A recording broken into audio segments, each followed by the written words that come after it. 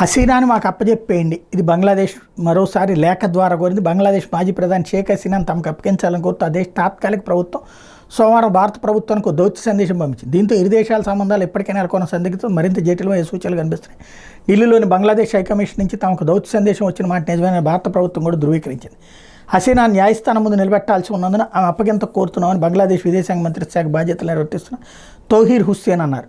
అయితే ఈ వ్యవహారం మీద తాము వ్యాఖ్యానించాల్సిందేమీ లేదని భారత విదేశీ వ్యవహారాల శాఖ ప్రతినిధి రణదీప్ జైస్వాల్ అన్నారు.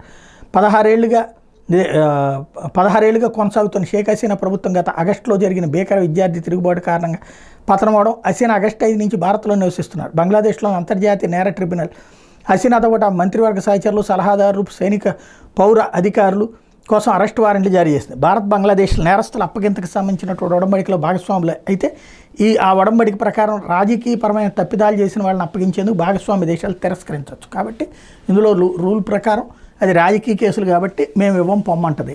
ఇవ్వమని చెప్పి వాళ్ళు అడుగుతారు. ముందు యూనస్కి ఏం కావాలి? వాడే రేపు పొద్దున ఇంకొక గవర్నమెంట్ వచ్చిందంటే ఆయన తీసుకెళ్ళి బొక్కలో కూడా వేయచ్చు. బంగ్లాదేశ్ ఇప్పుడు పాకిస్తాన్లకు తయారై వచ్చింది.